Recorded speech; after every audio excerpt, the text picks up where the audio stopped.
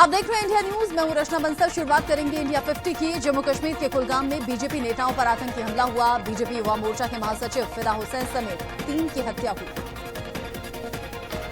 कुलगाम में बीजेपी नेताओं के पार्थिव शरीर को सुपुर्द खाक किया गया। परिजनों का रो रो कर बुरा हाल है। हमले की जिम्मेदारी आतंकी संगठन द रेजिस्टेंस फ्रंट ने ली है। यह आतंकी संगठन लश्कर-ए-तैयबा के अंतर्गत काम करता है। जम्मू कश्मीर के आईजी विजय कुमार ने कहा, हत्या के पीछे लश्कर का हाथ है। बीजेपी नेता प्री प्लान अटैक लग रहा है।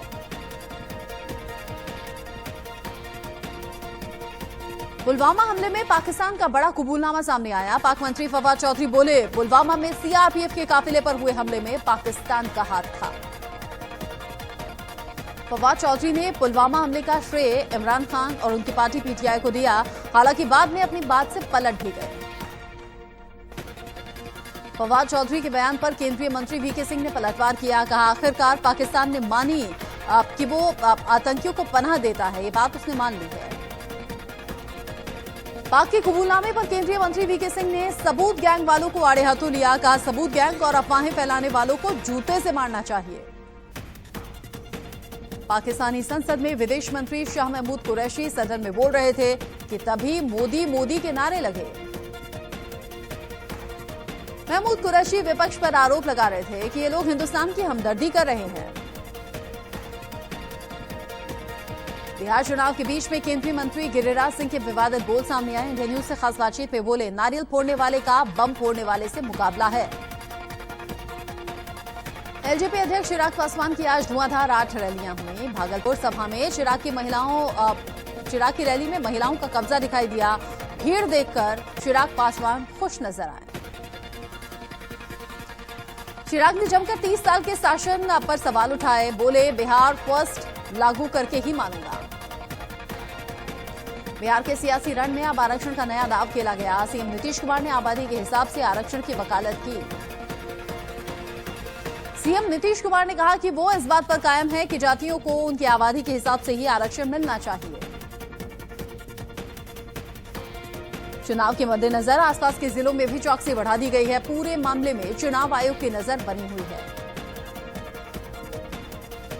चुनाव के मद्देनजर आसपास के जिलों में भी चौकसी बढ़ा दी गई है। पूरे मामले पर चुनाव आयोग निगाहें बनाए हुए है। निकिता हत्याकांड पर हरियाणा सरकार ने फैसला किया। केस की सुनवाई अब फास्ट ट्रैक कोर्ट में होगी। हरियाणा के गृह मंत्री अनिल विज ने ट्वीट कर जानकारी दी। सुरक्षा के लिए पीड़ित परिवार को 3 गनर दिए गए हैं। फ्रांस के नीस में हुए आतंकी हमले को लेकर लोगों में गुस्सा है। सैकड़ों की संख्या में लोगों ने कैंडल मार्च निकाला। लोगों ने आतंक के खिलाफ सख्त एक्शन की मांग की है। हमले में मारे गए लोगों के परिवार वालों के प्रति संवेदनाएं व्यक्त की। फ्रांस के नीस शहर में आतंकी हमला हुआ। चर्च में घुसकर हमलावर ने 3 लोगों की हत्या की। पुलिस ने हमलावर को अरेस्ट कर लिया। फ्रांस के राष्ट्रपति मैक्रो के खिलाफ लोगों का गुस्सा है और इस बीच मैक्रो ने कहा कि वो ऐसे हमलों से डरते नहीं हैं। फ्रांस के नीस शहर में आतंकी हमले की जांच में चौंकाने वाला खुलासा भी हुआ। हमलावर हाथ में कुरान की किताब और चाकू लेकर चर्च के अंदर घुसा था। एंटी टेररिज्म प्रोसिक्यूटर के मुताबिक हमलावर ट्यूनीशियाई नागरिक है। 20 साल का ये शख्स इटली के रास्ते फ्रांस में दाखिल हुआ था। नीस में हुए हमले की पीएम मोदी ने निंदा की है। ट्वीट कर कहा, हम आतंकवाद के खिलाफ लड़ाई में फ्रांस के साथ हैं। फ्रांस के राष्ट्रपति मैक्रो के खिलाफ प्रदर्शन करने वालों पर शिवराज सरकार की सख्ती दिखाई दी। करीब 2000 लोगों के खिलाफ केस दर्ज किया गया। कोरोना गाइडलाइंस के उल्लंघन का आरोप है। प्रधानमंत्री नरेंद्र मोदी आज से 2 दिवसीय गुजरात दौरे पर हैं। इस दौरान पीएम मोदी कई योजनाओं का उद्घाटन भी करेंगे। केवड़िया में पीएम ने न्यूट्रिशन पार्क की शुरुआत की। पीएम मोदी ने आरोग्य वन का दौरा किया। गुजरात पहुंचकर सबसे पहले पीएम मोदी केशुभाई पटेल को श्रद्धांजलि देते हुए नजर आए। गुरुवार को केशुभाई पटेल का निधन हुआ था। दिल्ली की हवा बेहद खराब स्थिति में है। आनंद विहार द्वारका में एयर क्वालिटी इंडेक्स 400 के पार पहुंच चुका है। देश में पिछले 24 घंटे में कोरोना के 48,648 नए मरीज सामने आए हैं।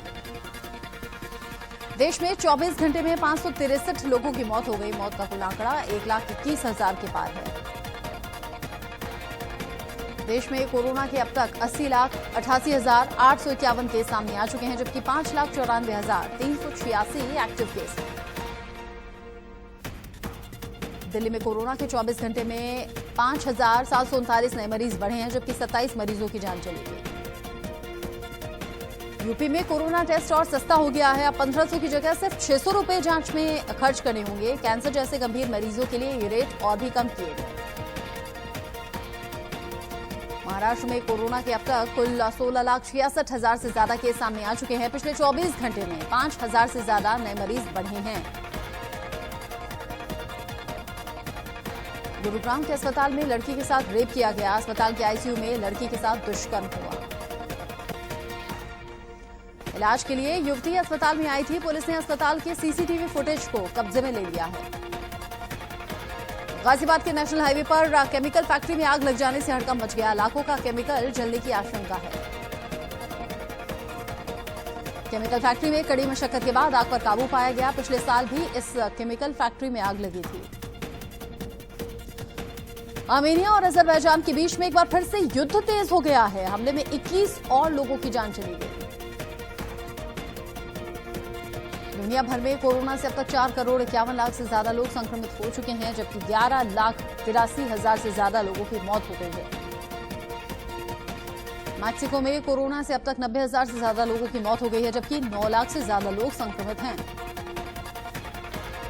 रूस में अब तक संक्रमितों की संख्या 15,81,000 के पार पहुंच गई है, जबकि मरने वालों का जो आंकड़ा है वो 27,000 के पार है। कोरोना से ब्राजील में अब तक करीब 1,58,000 से ज्यादा लोगों की मौत हो चुकी है, जबकि 54,74,000 से ज्यादा लोग संक्रमित हैं। बिग बॉस कंटेस्टेंट जान सानू के बयान पर उनके पिता कुमार सानू ने माफी मांगी है। दरअसल जान सानू ने कहा था कि उन्हें मराठी भाषा से चिढ़ है। अक्षय कुमार की फिल्म लक्ष्मी बॉम्ब का नाम बदल दिया गया है। इसे लक्ष्मी कर दिया गया है। इस फिल्म के नाम को लेकर काफी वक्त से विवाद चल रहा था। आईपीएल के 50वें मुकाबले में आज पंजाब की टक्कर राजस्थान से होगी। पंजाब 6 मैच जीतकर पॉइंट्स टेबल में चौथे नंबर पर है।